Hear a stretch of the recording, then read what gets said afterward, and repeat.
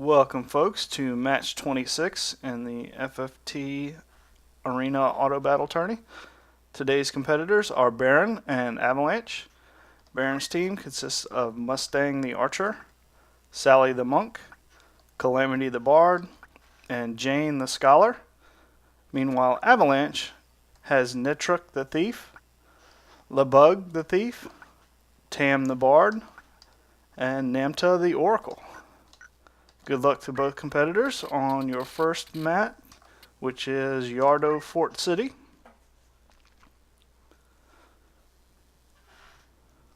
And we shall see who controls the AI the best. We have Barren in the black and Avalanche in the white.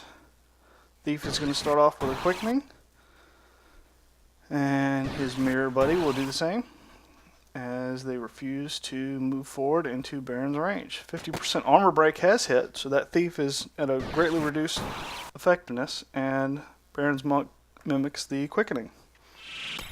Haste and regen out of Barren's Bard.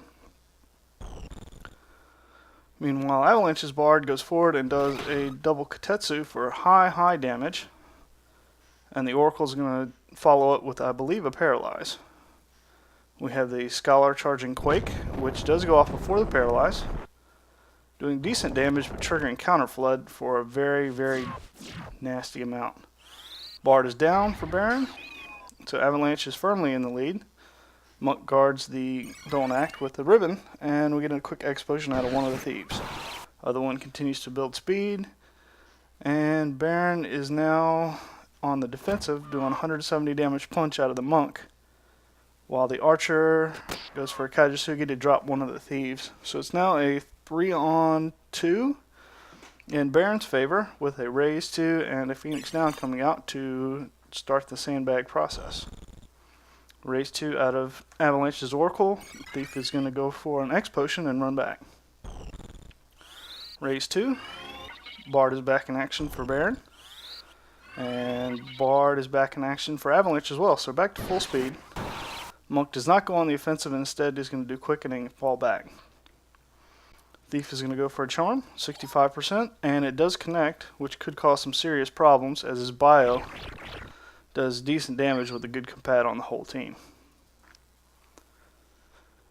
Kaijisugi inflicts darkness onto the Thief with transparent, but he's going to catch a quick X Potion and will be just fine. Kotetsu hitting multiple units, healing the Archer and dropping one of the thieves. Counter Flood, no Petrify. Bard is going to mimic the Kotetsu and drop a ton of people. Look at that. So we're down to a 2-on-2, I believe, with the Scholar doing a Quake heal and a Raise 2 out of the Oracle onto one of the thieves. So this might go to Avalanche very shortly. Bard does not get dropped due to the auto shell. Will get dropped due to the fire gun to the back.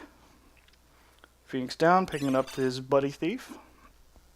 And Oracle is going to go for a Raise 2 to bring the squad back up to full, while Barren is still stuck with 2 units. Going for more Quake instead of Raise. Not optimal at all for Barren. He really needs the rest of his team up and running at this point. He does drop the Thief. 130 damage Counter Flood is not going to help at all. Bard is back down, so we're back at a 2-on-2. But the counters are going down for Barren at 0 for the Monk due to the quickenings. This could cause some issues. Thief is going to continue the assault. 75 damage, 69, dropping the Scholar. So it is now a 3-on-1. And the Archer cannot res anybody, so first round will go to Avalanche as soon as everybody gets into range. Quickening out of the Thief, moving forward. Monk has crystallized. And second Thief will go after the Archer once more. Damage split, taking off a quarter of that. Not exactly going to help. Does block the Kiku. And this triple panel sleep. Quadruple panel sleep. Everybody's ganging up on this Archer. And he's now dead.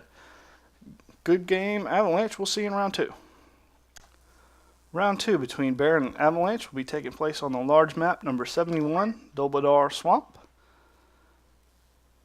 This will give the teams a lot of room to work and might not bunch up as much for Kotetsus on both sides, but we shall see. Avalanche took round 1 due to some heavy AoE damage from the Bard and the Thieves being fast enough to heal the party, and the Oracle hanging back enough where she isn't actually getting damaged.